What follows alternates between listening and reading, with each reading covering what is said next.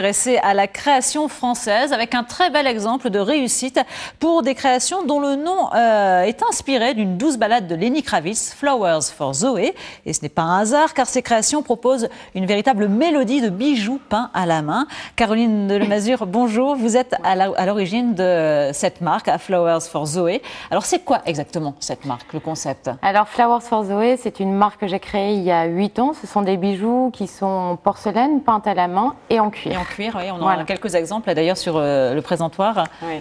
Et donc, alors, quelle est la particularité justement de vos créations? Qu'est-ce qui fait qu'elles fonctionnent peut-être plus que d'autres créations? Alors, on est sur de la porcelaine donc, qui est peinte à la main de manière moderne, différente de ce qu'on a l'habitude de voir. On propose également une gamme de bijoux en cuir déclinés dans 27 coloris différents. Oui, et puis, une large gamme de coloris. On passe autant du coloré à des tons plus chauds, plus foncés, des mats, des brillants.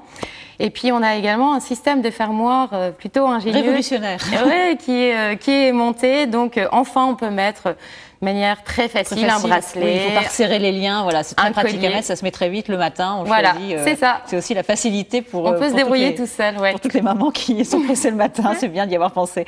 Alors, on est allé vous suivre le temps d'une journée entre votre atelier de création, les boutiques où vous êtes également distribué.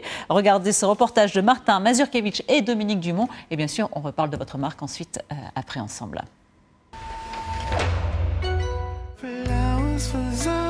Pas besoin de porter le nom d'une grande marque pour attirer les regards. Depuis 8 ans, les bijoux de Caroline Delmazur ont trouvé naturellement leur place dans ce grand magasin de Lille. C'est simple et c'est original en fait. Voilà, c'est simple et c'est beau. Demain, tu pourras rappeler la cliente. C'est au printemps que tout a commencé. Au premier étage, j'ai eu la première fois un petit stand. Voilà. Aujourd'hui, c'est l'un des principaux stands ici. On est devenu un des gros stands du printemps de Lille, ouais. Flower for Zoe, ou comment une simple passion pour la peinture sur porcelaine s'est transformée avec Caroline en une véritable PME. Dans son atelier de Vambrochy, 1 millier de bijoux sortent chaque semaine. Des bracelets surtout, mais aussi des colliers, des bagues, des boucles d'oreilles, faits à la main, de ses mains. En travaillant comme ça permet quand même de doser la peinture qu'on va venir y mettre pour y apporter une profondeur ou pas, pour accentuer l'épaisseur ou pas. Dans son catalogue, Caroline dispose de centaines de cuirs différents, tous choisis pour leur qualité. Ce sont des cuirs qui sont achetés chez des fournisseurs en France, qui viennent de France, qui viennent aussi d'Italie. Ensuite, toutes les peaux sont envoyées chez des façonniers qui, eux, sont en France, du côté de Cholet.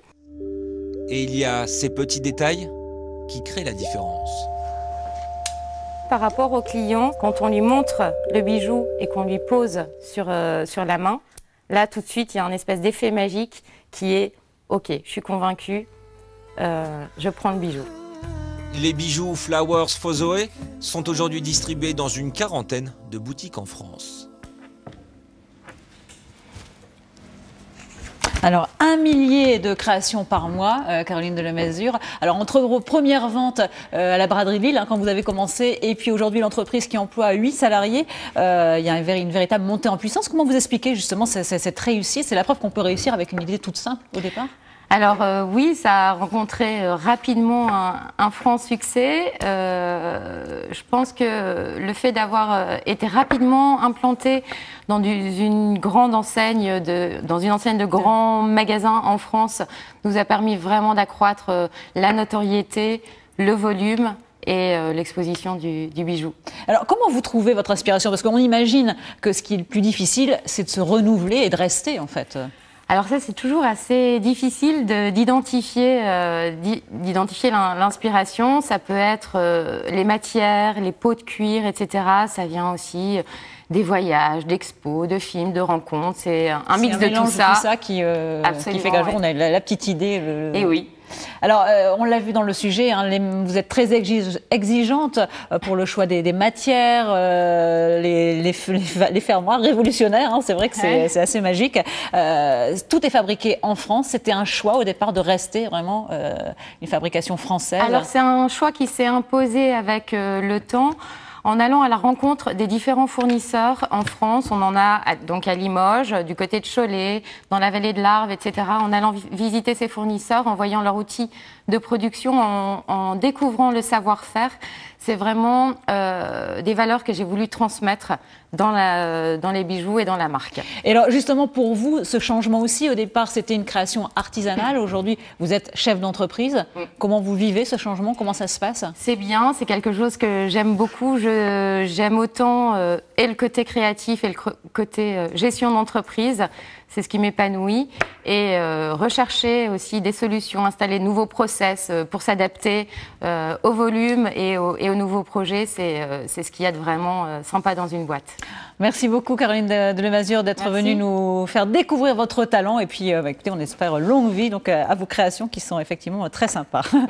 Allez, on va tout de suite